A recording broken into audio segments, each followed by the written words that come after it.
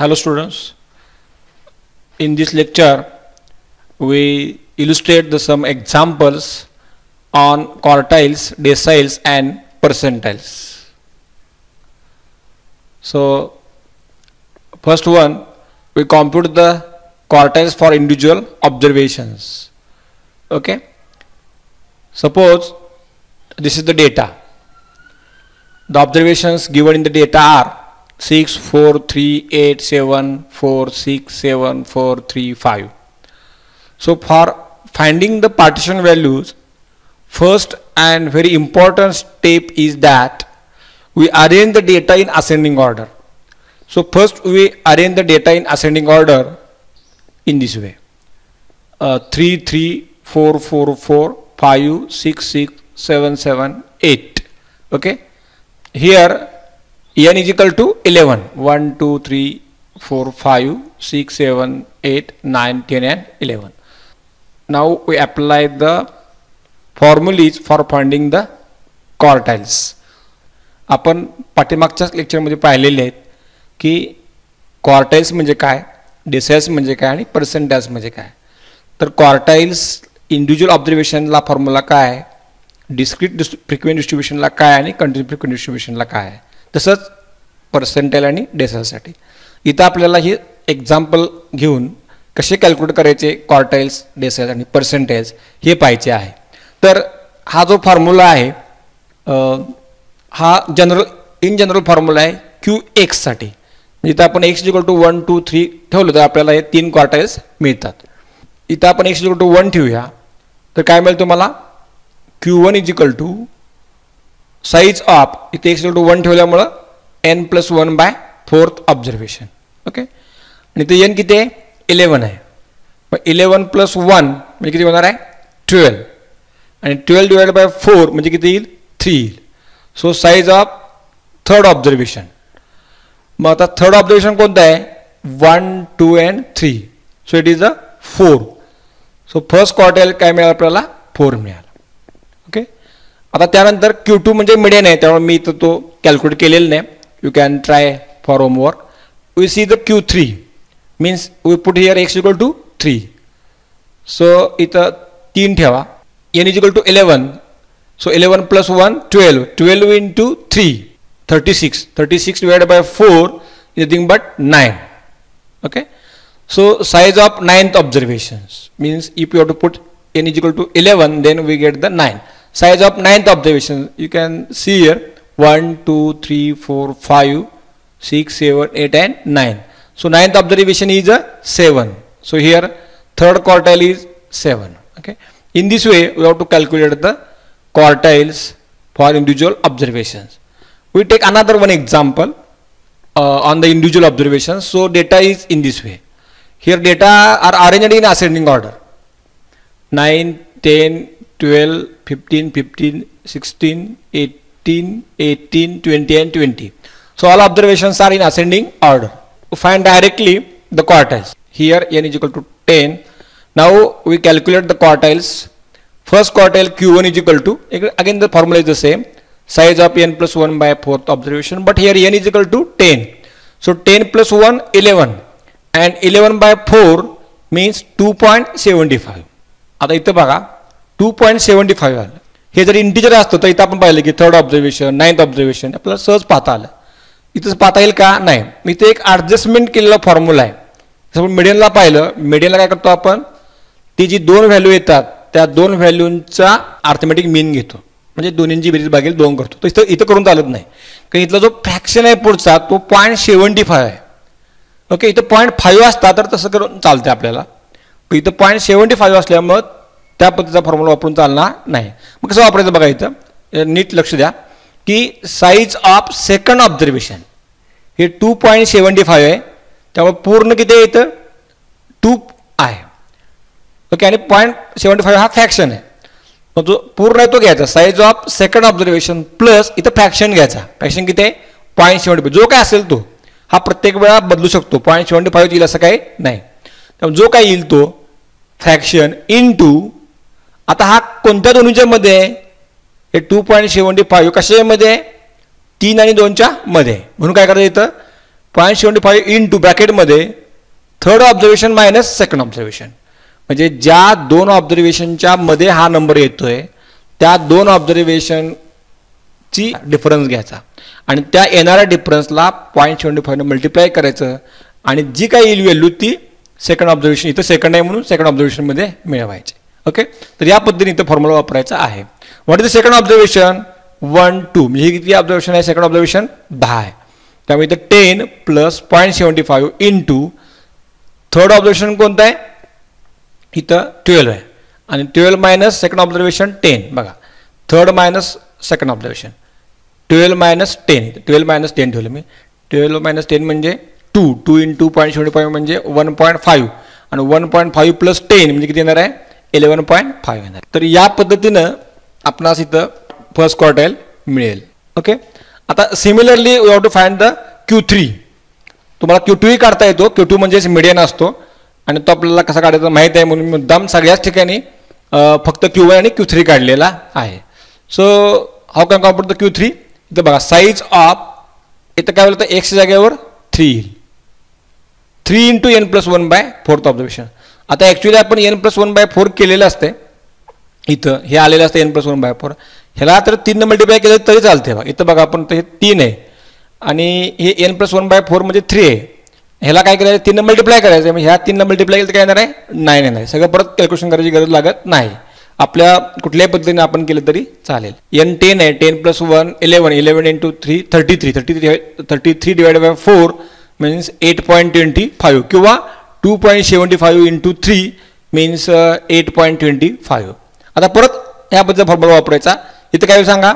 पहिल्यांदा size of 8th observation. इथं पूर्ण संख्या कुठली आहे? 8 आहे. त्यामुळे size of 8th observation plus fraction किती आहे? 0.25 इंटू कोणत्या दोन्हीच्या मध्ये आहे? 8.25, 9च्या आणि 8च्या मध्ये. त्यामुळं इंटू ब्रॅकेटमध्ये 9th observation minus 8th observation आणि मग इथं ठेवायचं फक्त व्हॅल्यू. 8th ऑब्झर्वेशन बघा कुठले आहेत? 1 2 3 4 5 6 7 आणि 8, म्हणजे हे 18 जे आहे ते 8th ऑब्झर्वेशन आहे. त्यामुळं हे ठेवलं 18 plus 0.25, 9th observation minus 8. 9th किती आहे? 20 मायनस 18. Okay, 20 minus 18. 20 मायनस 18 म्हणजे 2 येईल. 2 इंटू 0.25 0.5 येईल आणि 18 प्लस 0.5 म्हणजे 18.5 येईल. तर हा आपल्याला Q3 मिळेल. ॲक्च्युली तर प्रिंटिंग मिस्टेक आहे की म्हणजे आपल्याला Q3. तर Q3 काय मिळाला? 18.5 मिळाला. Q1 काय मिळाला? 11.5 मिळाला या एक्झाम्पलला. तर या पद्धतीने आता कुठलं जरी एक्झाम्पल आलं तरी प्रोसिजर हीच असणार. फक्त काय बदल तिथं बदल काय येईल? फक्त डेटा वेगळा असेल पण प्रोसिजर इज द सेम. तर याबद्दल तुम्हाला क्वार्टाइल्स काढता येतील फॉर इंडिव्हिज्युअल ऑब्झर्वेशन. आता इंडिव्हिज्युअल ऑब्झर्वेशन साठीच आपण DSI आणि पर्सेंटाइल पाहूया कसे काढायचे आहेत ते. आपण तोच डेटा घेऊया आणि त्या डेटासाठी आपण डेसाइल्स आणि पर्सेंटाइल कसे काढायचे पाहूया. सुरुवातीला डेसाइल्स पाहूया. Data is the same. Here n is 10. So what is the formula for decile? dx is equal to size of x into n+1/10th observation. It is the same formula. Only change in that 4च्या ऐवजी काय करायचं आहे? 10 घ्यायचा आहे. आणि जो formula क्वार्टाइलचा तो फॉर्म्युला इथं डेसाइलला वापरायचा आहे. x is equal to 1 to 9. आता आपल्याला काही इथं 9च्या 9 डेसाइल आपण काढणार नाही. एक सॅम्पल म्हणून आपण 1-2 डेसाइल काढूया. कुठला घेऊया डेसाइल? आपण सेकंड घेऊया. Okay, so d2 is equal to size of, इथे x 2 ठेवायचं. 2 इंटू n+1/10th ऑब्झर्व. n किती आहे? 10 आहे. 10 + 1 11. 11 into 2 22. 22 divided by 10 means 2.2. So size of 2.2th observation. आता फ्रॅक्शन आला की तो फॉर्म्युला वापरायचा. कुठला? Size of second observation plus fraction किती आहे? 0.2 इंटू कुणा दोनच्या मध्ये? 3 आणि 2च्या मध्ये. त्यामुळे third observation minus second observation. ठेवा. आता सेकंड ऑब्झर्वेशन कोणतं आहे? इथं 10 आहे आणि थर्ड कोणतं आहे? 12 आहे. त्यामुळे second observation 10 plus 0.2 into third observation किती आहे? 12. 12 मायनस 10. 12 मायनस 10 2. 2 इंटू 0.2 0.4 आणि प्लस 10 म्हणजे किती? 10.4 मिळेल. आता याबद्दल तुम्ही D2 काढला, तुम्ही D3 काढा, D4 काढा, D7 काढा. कुठले x तुम्ही व्हॅल्यू ठेवला 9 पर्यंतच्या तर तुम्हाला एकूण 9 काय मिळतील? डेसाइल मिळतील. अजून एक आपण काढूया सॅम्पल म्हणून. इथं घेतलं आहे मी 7 म्हणजे D7 7th डेसाइल. ओके, इथं 7 ठेवायचं. तर काय करायचं? 7 ठेवलं तर इथं एन किती तुमचा 10 आहे. 10 + 1 11. 11 × 7 77. 77 डिवायडेड बाय 10 म्हणजे काय येणार आहे 7.7 येणार आहे. आता इथं पूर्ण काय आहे 7 आहे. फ्रॅक्शन किती आहे 0.7 आहे. मग काय मिळेल तुम्हाला size of 7th observation plus 0.7 आणि कुणाच्या मध्ये हे 7.7 8 आणि 7च्या मध्ये त्यामुळे 8th observation minus 7th observation. बघा आता किती 1 2 3 4 5 6 आणि 7. 7th ऑब्झर्वेशन किती आहे 18 आहे आणि इथं 8th ऑब्झर्वेशन किती आहे दोन्ही ऑब्झर्वेशन सेम आहे 7th आणि 8th. त्यामुळे काय होईल मग इथं 7th observation 18 + 0.7 into 8th observation 18 minus 7th observation also same 18. So 18 - 18 0 0 into 0.7 0. So answer किती मिळेल तुम्हाला 18 मिळेल. तर यापद्धतीने तुम्हाला D7 काढता येईल. कळलं? या पद्धतीने आपल्याला कुठलीही डेसिमल काढता येतात. त्याच पद्धतीने पर्सेंटेज काढता येतात. पर्सेंटेज आपण एक एक्झाम्पल पाहूया. याच एक्झाम्पलला आपण एक कुठला तरी पर्सेंटेज काढून बघूया. What is the formula of percentile? It is the same formula Px = size of x × n + 1 / 100th observation. Here x = 1 to 99 म्हणजे एकूण तुम्हाला 99 पर्सेंटाइल काढता येतात. First percentile, second percentile, in this way 99 percentile. तर procedure ही same आहे. या पद्धतीने x करून ठेवायचा. एक आपण इथं एक्झाम्पल पाहूया. समजा मी 53 घेतलं, x = 53. तो साईज ऑफ 53 × n + 1 / 100. तर n परत इथं 10च आहे. 10 + 1 11. 11 × 53 डिवाइड बाय 100 केलं तर आपल्याला काय मिळते 5.83 मिळते.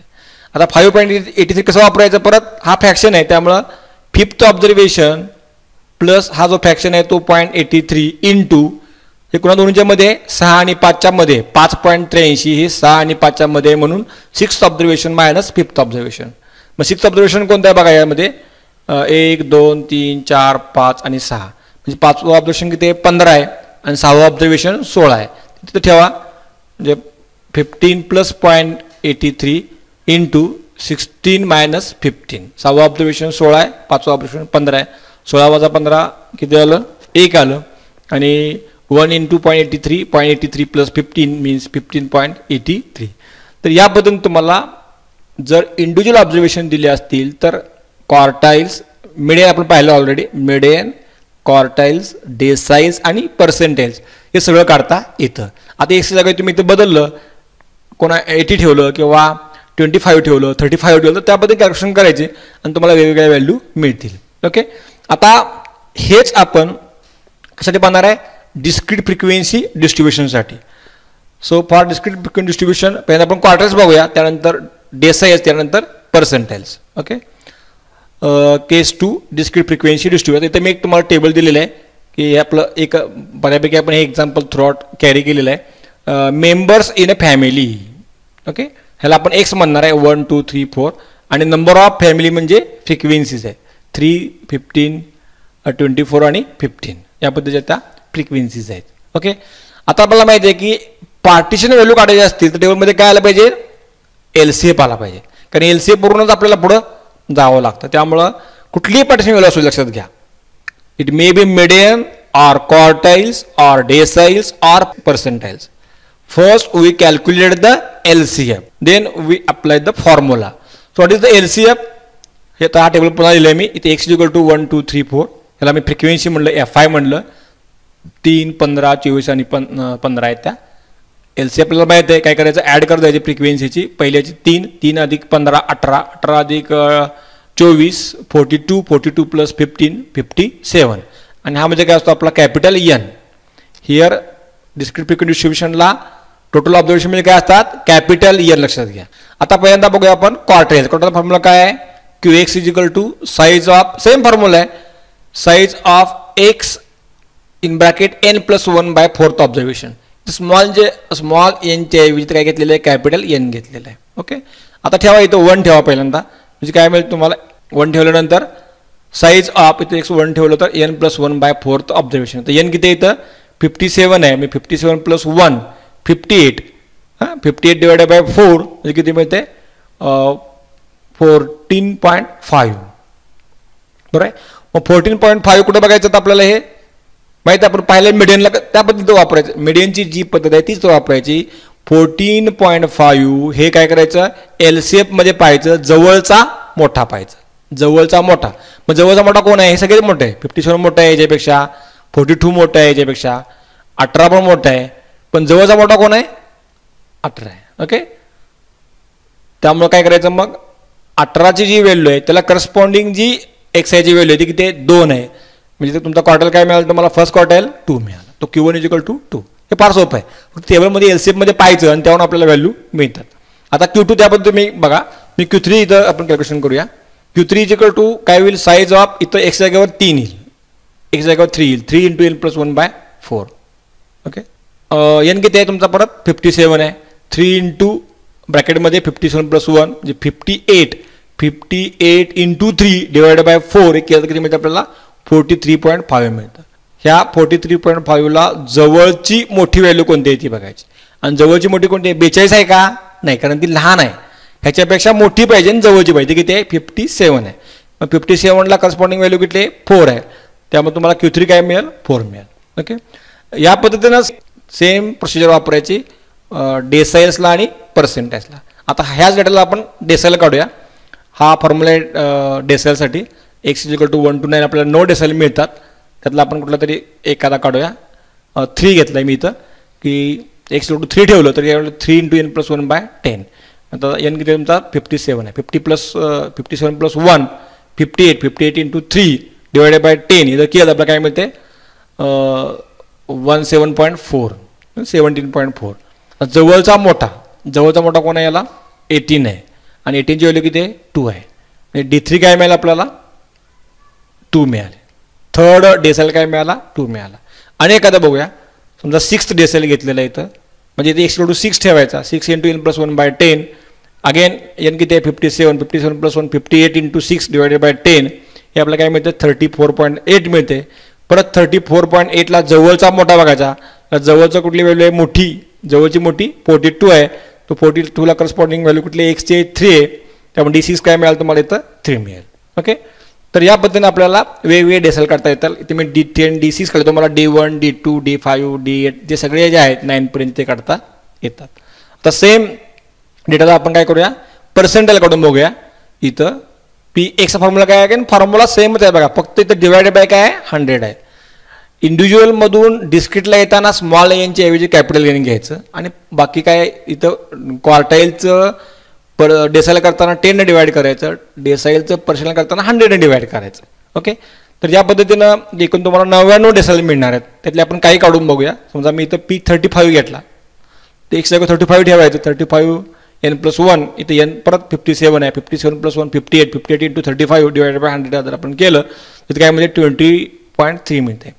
20.3 बघायचं LCFमध्ये. जवळचा मोठा आता हा आहे 18.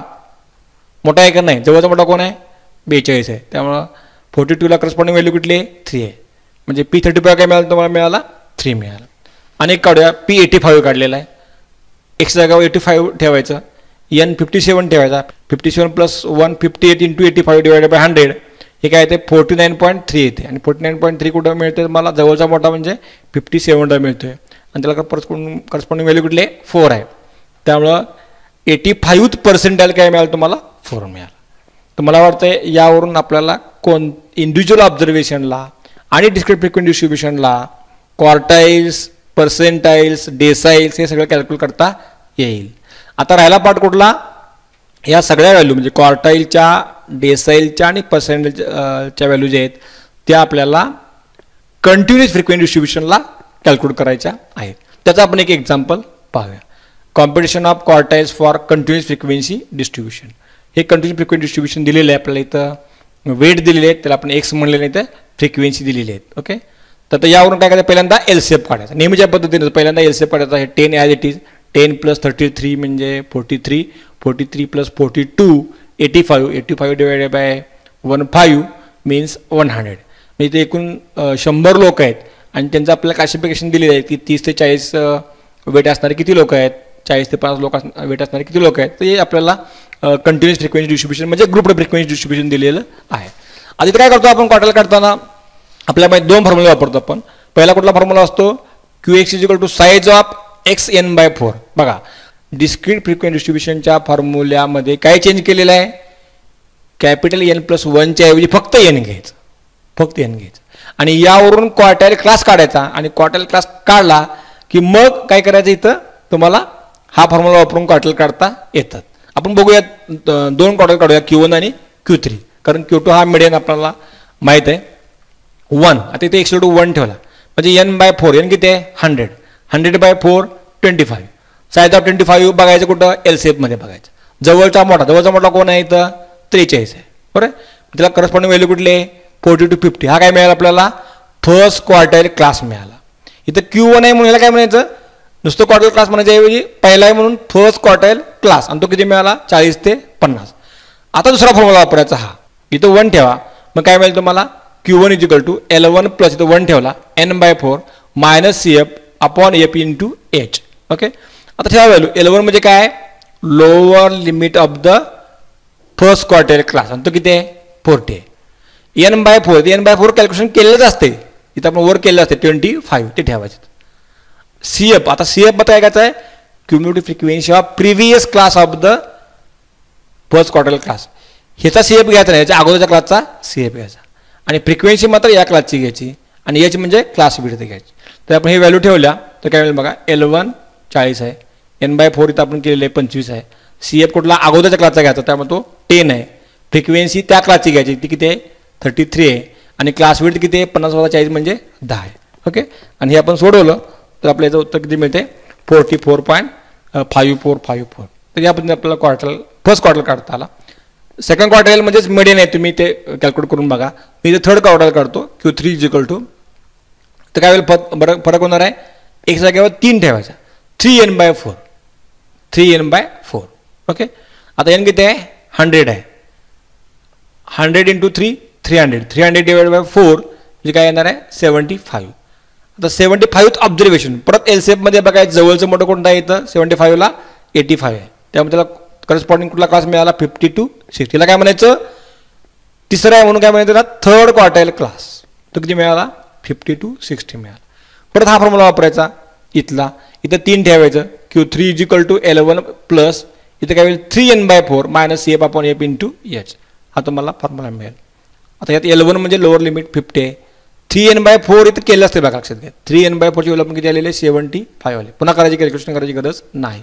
Put the values L1 lower limit किती आहे 50 3n/4 75 मायनस CF शेवट कुठला घ्यायचा हा जो थर्ड क्वार्टाईल क्लास आहे त्याच्या अगोदरच्या क्लासची क्युम्युलेटिव्ह फ्रिक्वेन्सी म्हणजे ही नाही घ्यायची थर्ड क्वार्टाईल क्लास अगोदरच्या क्लासला किती आहे क्युम्युलेटिव्ह फ्रिक्वेन्सी 43 आहे तर ती 43 मायनस फ्रिक्वेन्सी मात्र त्या क्लासची घ्यायची जो क्लास आपल्याला मिळतोय थर्ड क्वार्टाईल क्लास तो किती आहे 42 आणि क्लास विड्थ किती आहे 10 आहे.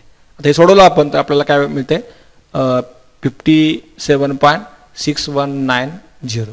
तर या पद्धतीने आपल्याला कंटिन्युअस फ्रिक्वेन्सी डिस्ट्रीब्युशनसाठी क्वार्टाईल काढता येतात. याच पद्धतीने आपल्याला डेसाइल्स आणि पर्सेंटाइल्स काढता येतात. त्याचं आपण एखादं उदाहरण पाहूया. डेटा तो सेम ठेवूया.